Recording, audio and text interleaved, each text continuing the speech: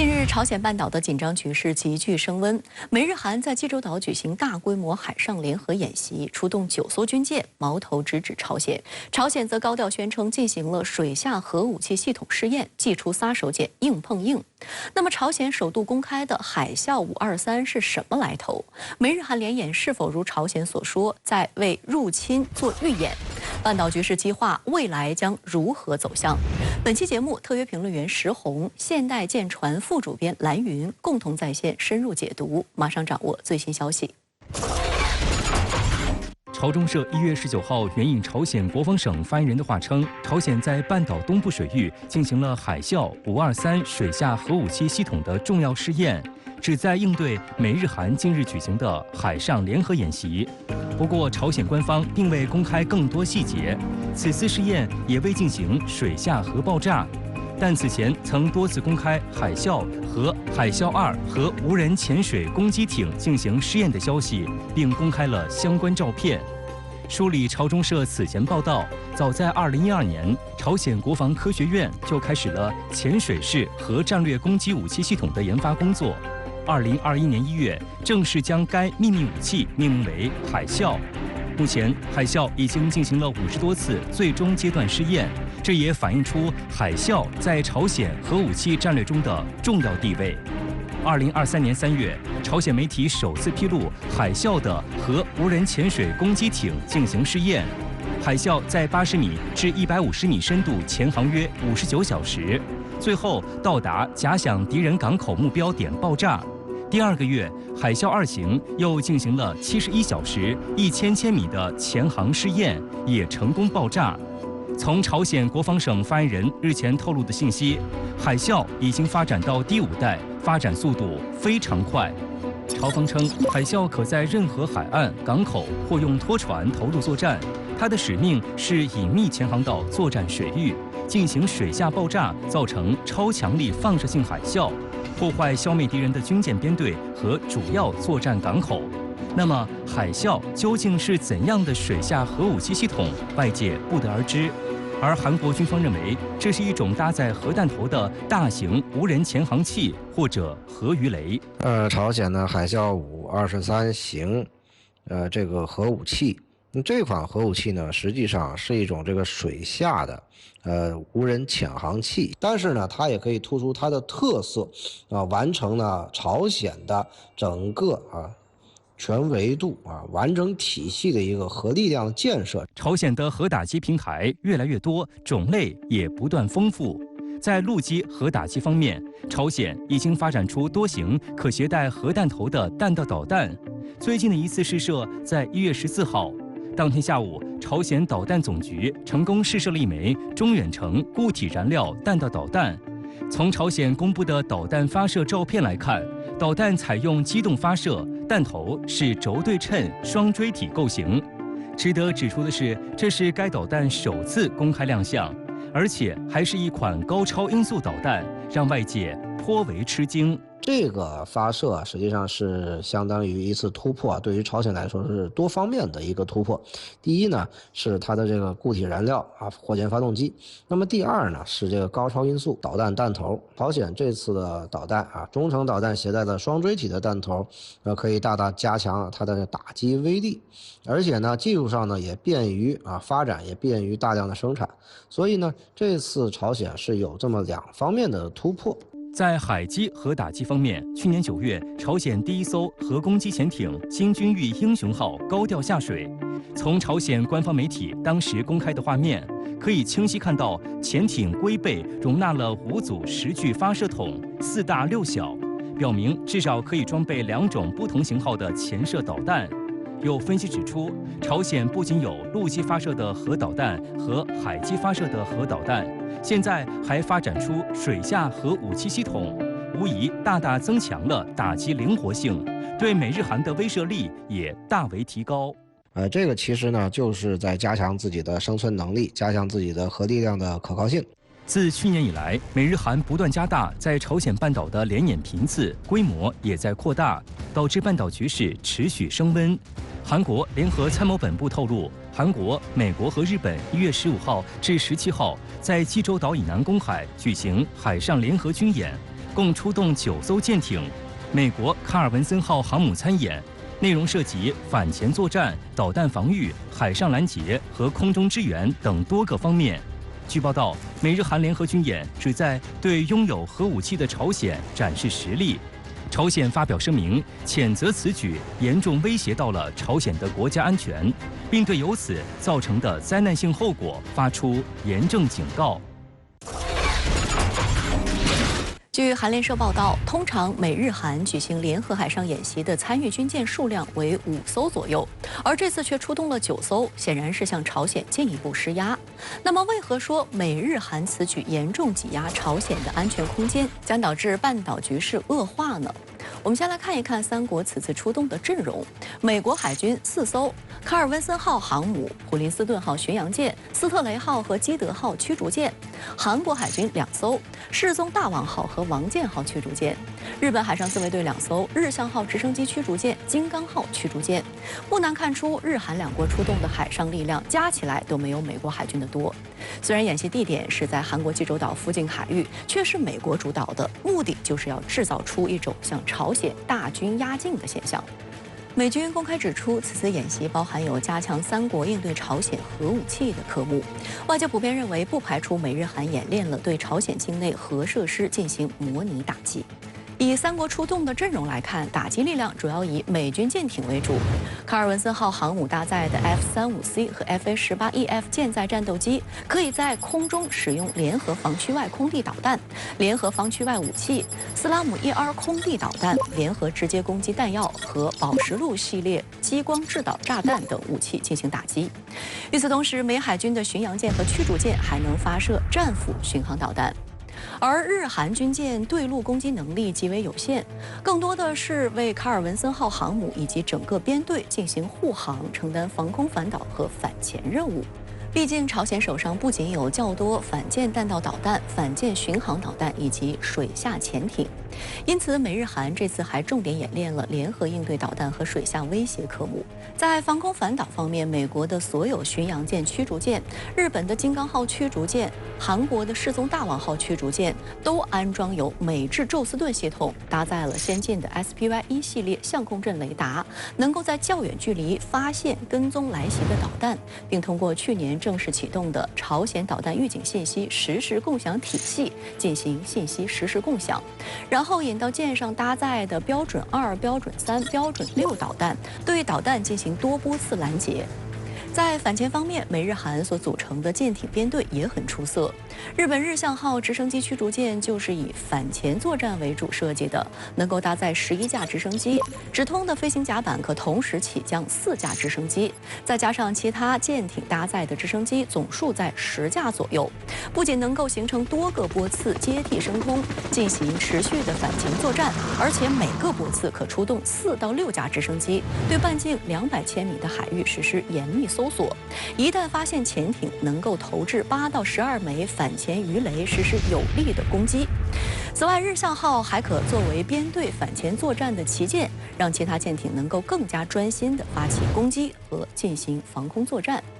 然而，单纯以一个航母编队就想重创朝鲜，尤其是摧毁朝鲜的核设施，是根本不可能的事情。要知道，包括核设施在内的众多朝鲜重要军事设施都藏在山体里面，岂是这些舰载战术飞机挂载的空地导弹、炸弹和舰艇发射的战斧导弹能够打穿的呢？因此，美日韩进行的海上联合军事演习，更多的是对朝鲜进行威慑，并不是要对朝鲜大打出手。不过，在朝鲜的角度，美日韩加强演习就是为入侵做预演，必然会引发朝鲜更为强硬的反弹。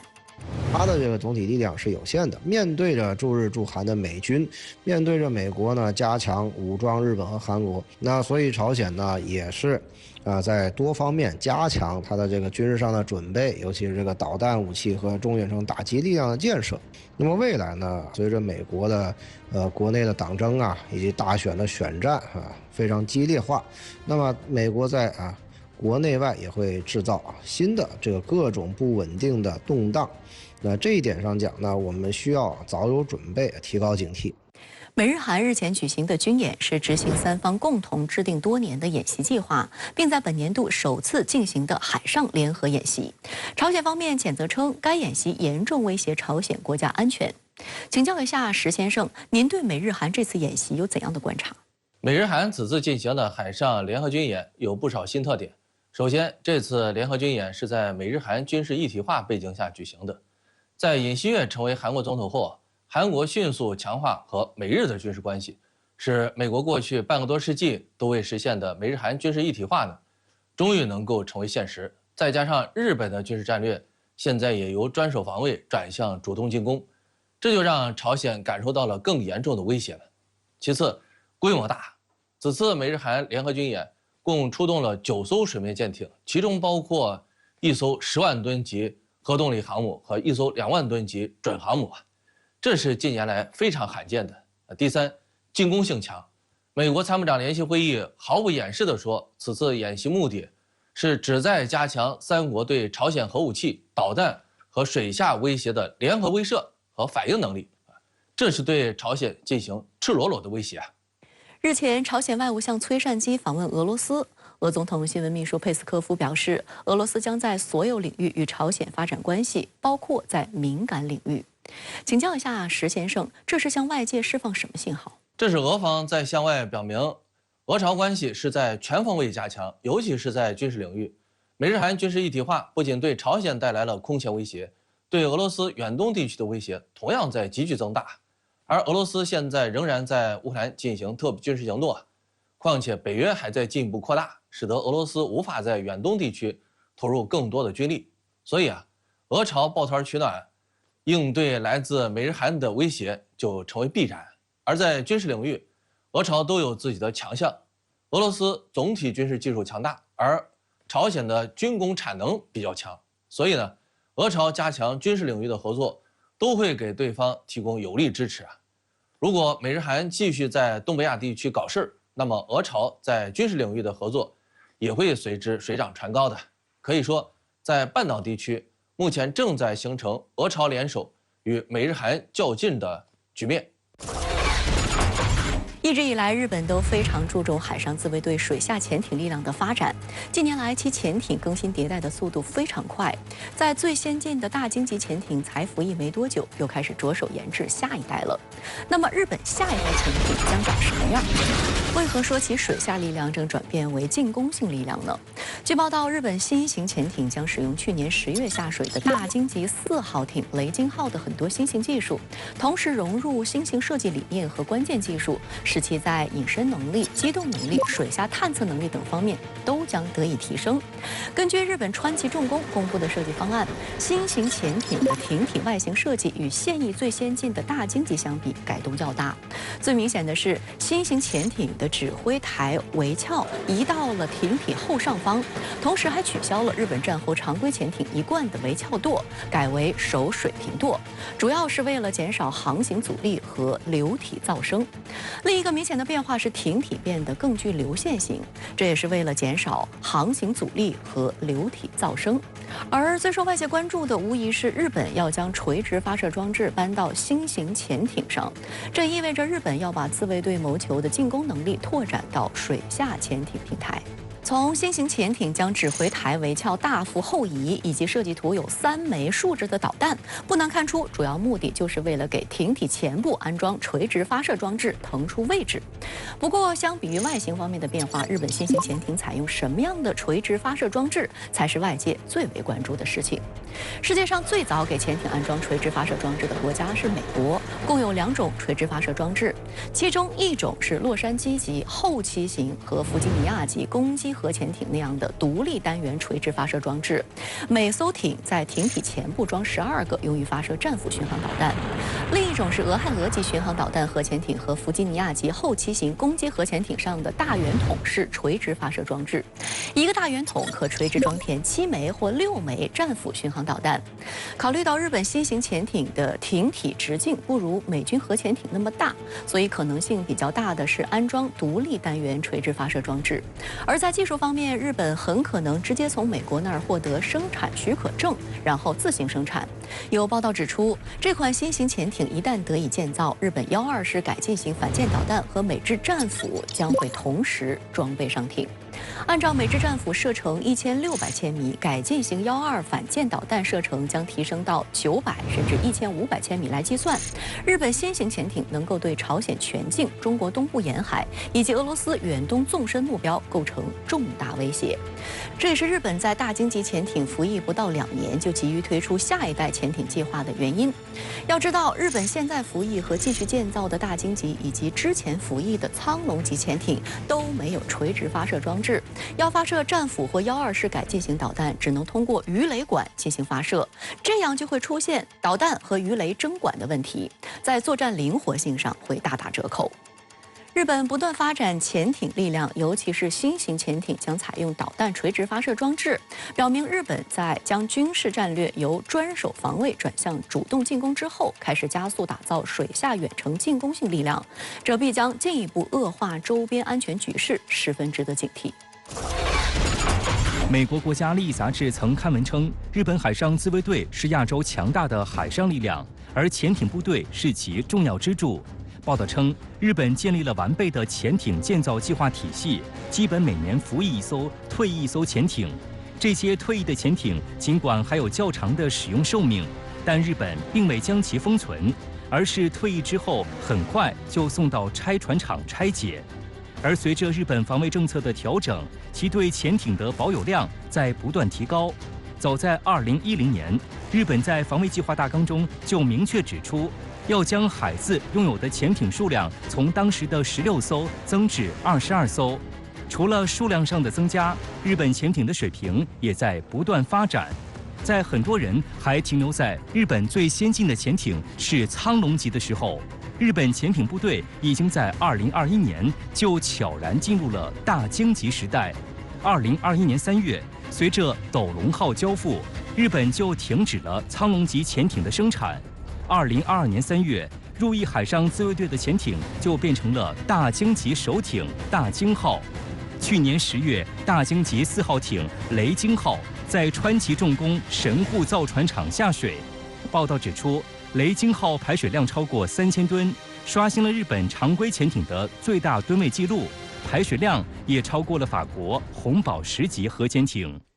日前，日本已同美国签署采购400枚战斧导弹协议。外界认为，日本购买战斧巡航导弹是其突破专守防卫、摆脱和平宪法的又一表现。请教一下石先生，日本采购战斧将用在哪些作战平台上呢？对东北亚地区安全影响多大？日本采购的战斧导弹将主要装备到日本海上自卫队现役的8艘宙斯盾舰上，也就是4艘金刚级、2艘爱宕级和2艘摩耶级上。这些舰艇全都装有美制 Mk41垂直发射装置和宙斯盾系统的基线作战软件，不用进行多少改装就能装填和使用战斧。除此之外，日本还可能将一些战斧导弹装备给常规潜艇，暂时进行水下发射，以增强打击的突然性。日本未来拥有战斧导弹之后，对东北亚地区的安全形势将带来严重的负面影响。因为日本现在已经开始转向攻势战略，越来越强调先发制人的攻击，而战斧导弹具备1600公里的射程，能够将东北亚地区大量纵深目标纳入打击范围啊。可想而知，日本如果使用战斧导弹进行先发制人的攻击，所产生的破坏作用会非常大呀。日本 NHK 电视台曾制作纪录片指出，日本海上自卫队，特别是潜艇部队，正悄然加紧遏制中国海军跨出第一岛链的准备。请教一下石先生，这透露出什么信息呢？这就是日本现在转向攻势战略的一个具体举措。潜艇是一种天生的进攻性武器，因为其在水下活动隐蔽性十分出色，即便己方不掌握制空权和制海权，潜艇也能够凭着在水下活动所带来的隐蔽性，向对方发起攻击啊！日本海上自卫队的常规潜艇至今依然保持着更新换代速度快的特点，同时还出现了2个新特点：一是吨位越来越大，这样就能够采用功能更强大的声纳系统，装备更多的武器；二是突破了16艘潜艇的数量限制，要把潜艇总数提升到22艘，这样就会显著提升日本海上自卫队水下作战实力和灵活性吧。此外，日本大力发展常规潜艇，还有一个目的，就是在军事领域减少对美国的依赖，因为潜艇是日本海自现在对美国技术依赖程度最小的武器，完全实现了国产化，而且技术水平还很先进。据日本媒体报道，日本和澳大利亚两国政府正探讨加强合作，包括在两国周边出现突发事态之际，自卫队和澳军共享情报等举措。日本还要在澳大利亚开展远程导弹发射试验。有评论指出，日澳此举正将亚太地区引入更大危局。请教一下蓝先生，您对此如何分析？日本和澳大利亚现在这个做了这一系列动作里面，它可能威胁最大的不是这个远程导弹的这个演练，而是日本和澳大利亚的这个军事情报的共享。因为现在大家都知道有一个叫五眼联盟的这个情报组织嘛，就是美国、英国、这个澳大利亚、加拿大、新西兰这5个国家的话，有一个这个情报共享的一个机制。那么如果是日本开了这个头，是不是意味着将来日本也要纳入这个情报共享机制里面去，那就是一个很严重的问题。因为如果是这个五眼联盟真的变成了6眼联盟的话，这就意味着的话，这个整个太平洋、亚太地区，它都被这个五眼联盟所包括未来的6眼联盟这个情报这个网络所覆盖了。